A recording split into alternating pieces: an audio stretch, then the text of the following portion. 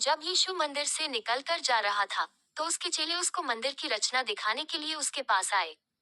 उसने उनसे कहा, क्या तुम ये सब नहीं देखते?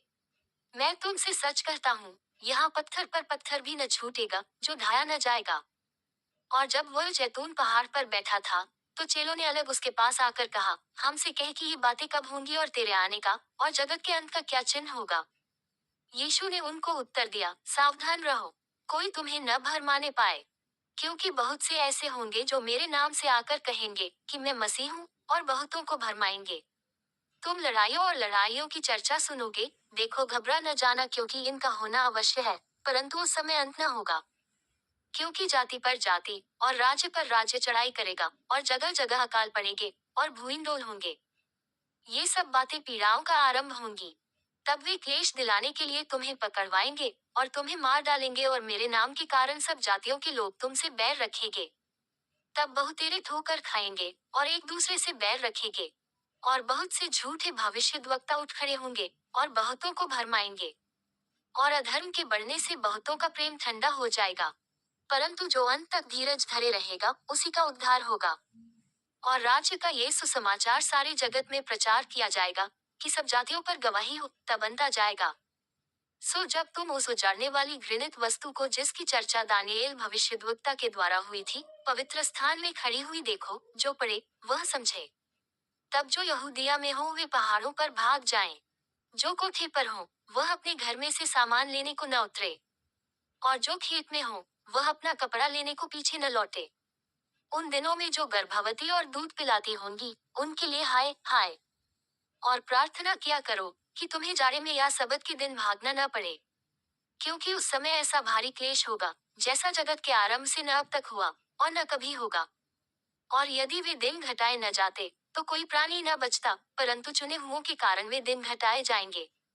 उस समय यदि कोई तुमसे कहे कि देखो, मसीह यहाँ है या वहाँ है, तो प्रतीति न करना, क्योंकि झूठे मसीह और झूठे भविष्यद्वक्ता उठ खड़े होंगे और बड़े चिन्ह और अद्भुत काम दिखाएंगे, कि यदि हो सके तो चुने हुओं को भी भरमा दें।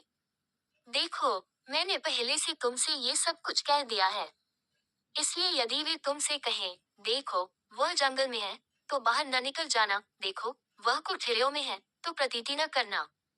क्योंकि जैसे बिजली पूर्व से निकलकर पश्चिम तक चमकती जाती है, वैसा ही मनुष्य के पुत्र का भी आना होगा।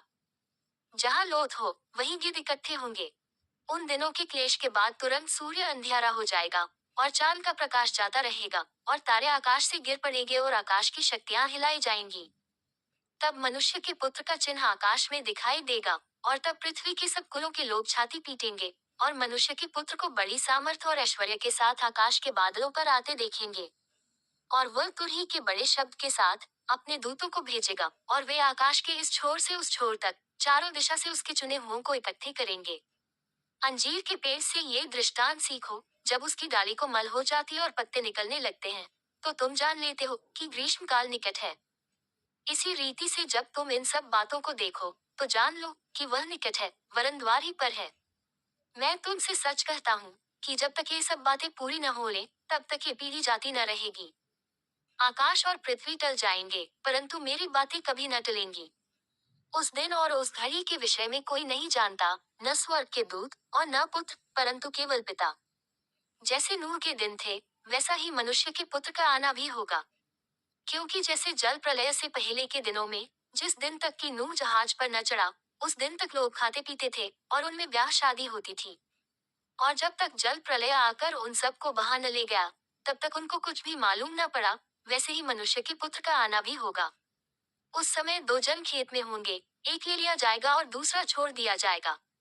दो स्त्रियां चक्की पीसती रहेंगी, एक ले ली जाएगी और दूसरी छोड़ दी जाएगी।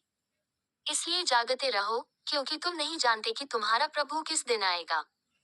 परंतु ये जान लो कि यदि घर का स्वामी जानता होता कि चोर किस पहर आएगा, तो जागता रहता और अपने घर में सेंध लगने न देता।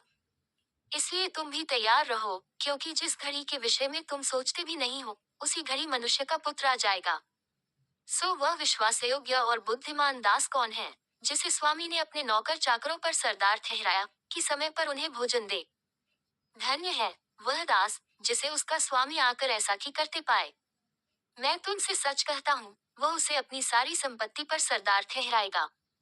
परंतु यदि वह दुष्ट दास सोचने लगे कि मेरे स्वामी के आने में देर है, और अपने साथी दासों को पीटने लगे और पियक्कड़ों के साथ खाए पिए, तो उस दास का स्वामी ऐसे दिन आएगा जब वह उसकी बात न जोहता हो, और ऐसी घड़ी की वह न जानता हो, और उसे भारी ताड़ना देकर उसका भाग कपटियों के साथ ठहराएगा। वहां रोना और दांत पीसना होगा।